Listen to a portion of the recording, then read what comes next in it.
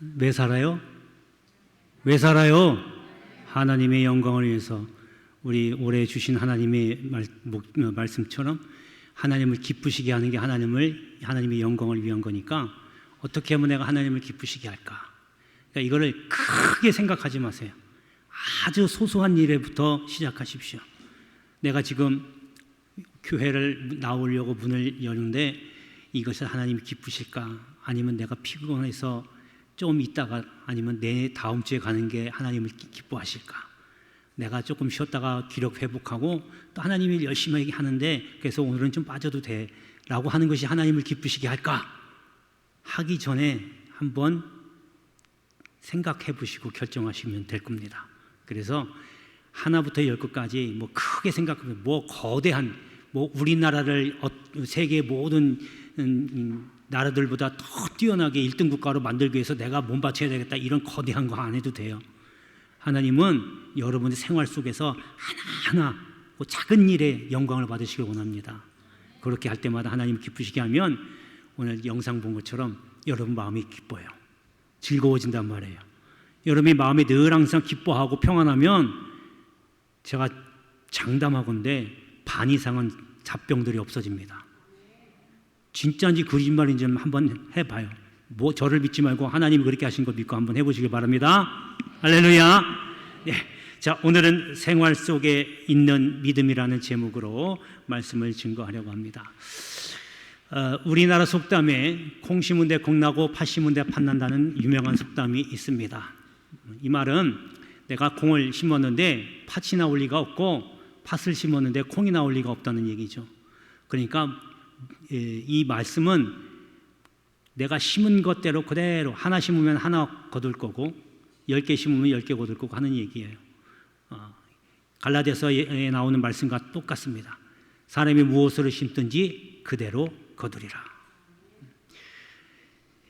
그래서 우리가 보이는 것은 이렇게 씨앗을 심든 모종을 심든 밭에서 그렇게 열매를 거두는데 여러분 그렇다면 우리 믿음은 어떨까요?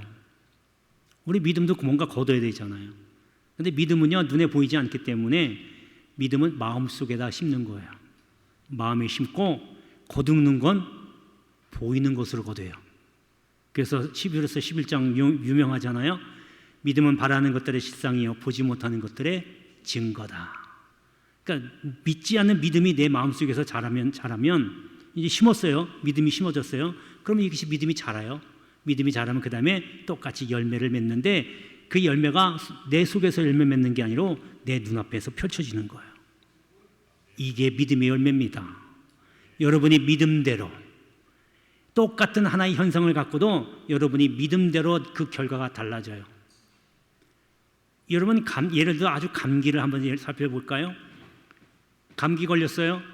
어떤 사람은요 그냥 보도 않고 바로 병원에 갑니다. 좀 더 심해지지 않게 병원 가서 약 적고 주사 맞고 약 적고 그냥 끝나요. 이런 사람이 있는가 하면 어떤 사람은 내가 기도로서 이겨내리라. 이 정도는 내가 이겨낼 수 있어. 물론 하다가 안 되면 병원 가야 되겠지만 이렇게 하는 사람도 있다고요. 어떤 결과가 나오는지 한번 해보세요. 그래서 믿음대로 이루어집니다. 안 되는 것도 된다고 생각하면 생각대로 이루어져요. 그래서 예수 믿는 사람들은요 절대 안 된다, 이거는 힘들다라고 할 필요가 없어요. 힘들다, 안 된다, 이거는 도저히 불가능하다라고 생각을 해도 하나님이 하시겠다고 결정하면 되게 돼 있어요. 사람이 먼저 안 된다고 할 필요 없어요. 나 쫄딱 망했네, 사업이 망해서 길거리에 나앉게 됐는데 이거 어떡하냐? 뭘 걱정해요? 쫄딱 망해도 걱정하지 마세요. 하나님이 먹여주고 입혀주고 재워줘요. 그러면 된 거 아니에요? 굶어 죽지 않으면 끝난 거잖아요. 끝났잖아요. 거기다가 내가 이왕이면 2층 집에서 살고 이왕이면 자가용 끌고 다니고 이건 그 욕심이 될 수 있어요. 하나님이 길바닥에 나앉을 걸 그래도 건져주셔가지고 먹고 재우고 입혀주고 하셨으면 감사하면서 살아야죠. 거기다가 하나님 이것 주세요 저것 주세요 더 손 벌려고 하면 배보다 배꼽이 더 커지는 거죠. 여러분 그래서 오늘 이러한 생활 속에서 우리의 믿음이 그대로 열매를 맺는데 어떤 생활을 해야 나의 믿음이 그 생활 속에서 나타날까? 그래서 여러분 이 생활을 잘 해야 돼요. 소소한 것에서 하나님이 역사하십니다. 자, 그 첫 번째가 바로 절제의 생활입니다. 사도 바울은 고린도전서 9장에서요 신앙생활을 다름질하는 것과 같다라고 표현을 합니다. 그러면서 그 다음 절에 뭐라고 말씀하시냐면 이기기를 다투는 자마다 모든 일에 절제해야 된다라고 하는 거예요. 그러니까 이걸 종합해 보면 신앙생활에는 절제가 있어야 된다 그거예요. 절제하지 않으면요 파탄 나는 거예요. 실패하는 겁니다. 그래서 아무리 내가 하고 싶은 거 다 한다 할지라도 절제 없으면 이건 이제 막무가내 되는 거죠. 여러분 우리가 자유를 강조하잖아요. 자유하는 것도요 여러분 절제가 필요합니다. 내가 하고 싶은 거 다 해보세요. 우린 자유를 가졌어요. 대한민국에서 살고 있어요. 우린 자유가 있어요. 어디서 갈 자유도 있고 뭐 할 자유도 있고 먹을 자유 다 자유가 있어요. 그런데 그걸 절제 없이 행해봐요. 그럼 범법자 되는 거예요. 절제해야 돼요. 야, 저 명품법을 명품뼈도 나가면 어깨다 한번 메고 싶어. 그래가지고 백화점 가가지고 쓱싹 해봐요. 범법자 되는 거예요. 저 사람이 입고 있는 옷, 신고 있는 신발 나도 갖고 싶어. 그래서 쓱싹 해봐요. 도둑되는 거예요. 그게 절제가 필요한 거예요. 그래서 절제하지 않으면 믿음이 오히려 더 상쇄가 될 수 있다라고 하는 겁니다. 자, 이제 본문을 한번 보겠습니다. 자, 그래서 오늘 다윗이 쓴 시인데요. 다윗도 절제에 대해 이야기를 하는데요. 자, 1절에 보면요. 나의 행위를 조심하여 내 혀로 범죄하지 아니하리니. 요 말씀이 지금 뭐냐면요. 내가 지금 말로 행동으로도 범죄하지 않겠다는 거예요. 절제하겠다는 거예요. 그래서 그 다음에 뭐라고 그러냐면요. 내 입에 재갈을 물리겠다는 거예요. 내가 입술로 범죄할까 봐 내 입에 재갈 물리겠다는 거예요. 그래서 성도들은요. 내가 무엇을 무엇을 해야 할지 또 어떤 행동을 해야 할지를 잘 구분해서 할 것과 하지 말아야 할 것을 잘 구분해서 해야 돼요. 내가 하고 싶은 거 그냥 다 하고 싶은 말 다 하고 하고 싶은 행동 다 하고 그러면 여러분 실패하는 겁니다. 파탄 나는 거예요. 그래서 오늘 절제하는 생활을 다윗도 얘기합니다. 이 절제하는 생활, 바로 이 생활 속에서 믿음이 꽃이 피우고 열매가 맺는다는 것을 여러분 꼭 기억하시길 축복합니다. 할렐루야. 자, 두 번째는 묵상의 생활입니다. 시편 104편에 보면 이런 말씀이 있습니다. 나의 기도를 기쁘시게 여기시기를 바라나니 나는 여호와로 말미암아 즐거워하리로다. 여러분 여기 한글 개혁판 이전의 그 성경에서는 나의 기도라고 하는 말을 나의 묵상이라고 번역해놨어요. 여러분 이 단어가요 쉬하라고 하는 원어에는 그런 말인데 이것은 무슨 뜻이냐면 깊은 생각, 심사숙고라고 하는 뜻이 있어요. 뭐 기도라는 말도 있으니까 그러니까 기도에는 묵상 기도도 있으니까 결국 다 똑같은 말이죠. 그러니까 이 말을 시편의 103편에 있는 말씀을 정리해 보면 내가 하나님을 깊이 생각하고 하나님을 마음속에 받아들였더니 하나님이 나를 즐겁게 해주셨다. 이로 인해서 내가 생기가 돌았다라고 하는 뜻입니다. 그러니까 뭐냐, 제일 먼저 하나님 말씀, 하나님을 묵상하고 내 마음에 모셔드렸더니 내가 즐거운 게 아니라 하나님이 나를 즐겁게 했다는 거예요. 어떤 상황이든지. 그래서 여러분 말씀 묵상하는 게 정말 중요합니다. 여러분 성경은 하나님의 주신 말씀인 걸 믿으시죠? 믿으시죠? 이 말씀 여러분 많이 들어보셨지만 이 말씀 성경을 통해서 사람들이 읽다가 변화되는 사람들도 더러 있어요. 어느 중이요 성경이 잘못됐다, 예수를 부정하고 반박하려고 성경을 7번 읽었대요. 그래서 꼬투리를 잡으려고. 그러다가 확 변해버렸어요. 말씀 읽다가 사람이 달라지고 완전히 바뀌어버렸어요. 여러분 지금 신학교에서 신학생활하고 있어요. 목사 되려고. 중이 목사 되려고. 이 말씀이 이렇게 귀한 겁니다. 그러니까 여러분, 말씀을 묵상을 하면 내 마음이 즐거워지고 내 믿음이 이 안에서 싹트게 되고 자란다는 거예요. 여러분, 열매는요, 여러분 농사 지어서 잘 아시겠지만, 예를 들어서 모종을 심었어요, 상추를 심었어요, 고추를 심었어요. 그러면 모종이면 뭐 많이 삭기만 할 거 아니에요. 거기에 이제 물 주고 무슨 비료도 주고 이렇게 해야죠. 그럼 이게 쑥쑥쑥 자라요? 안 자라면 어떻게 돼요? 안 자라고 그냥 그대로 있어요. 모종 그 상태로 있다 그러면 여러분 같으면 어떻게 하겠어요? 다 죽었구나 그러잖아요. 말라버렸구나. 그거 못 쓰는 거예요. 커야죠. 그리고 나서 이제 어느 정도 커지면 따서 식사 때 먹기도 하고 이렇게 하는 거죠. 열매를 맺으니까. 여러분, 믿음도 똑같은 거예요. 단지 차이가 나는 거는 모종이나 씨앗은 밭에다 뿌리지만 믿음은 내 안에, 내 마음속에다 뿌린다는 거예요. 심는다는 거예요. 그리고 믿음을 키워야죠. 믿음이 자라게끔 해줘야죠. 그냥 내버려둬요. 초창기 예수 믿을 때부터, 뭐 지금 오늘 세례도 있었지만, 세례 받을 때나 세례 받고 나서 10년 뒤나 똑같아요. 세례 받을 때 믿음이나 10년 뒤에 신앙생활 한 뒤에 믿음이나 똑같이 안 자랐어요. 그럼 무슨 열매가 있겠어요? 열매가 없어요. 그러니까 믿음이 자라도록 해야 되는데, 그 믿음이 자라도록 하는 것 중에 하나가 말씀을 묵상하는 겁니다. 할렐루야, 할렐루야. 그래도 감사한 거는 우리 교회 교인들은 말씀을 참 많이 읽는 편이에요. 너무 감사해요. 그래서 그 말씀이 여러분 주님 부르시는 그날까지 여러분 손에서 떠나지 않길 바랍니다. 안 읽으신 분 있으면 많이 읽으려고 하지 마세요.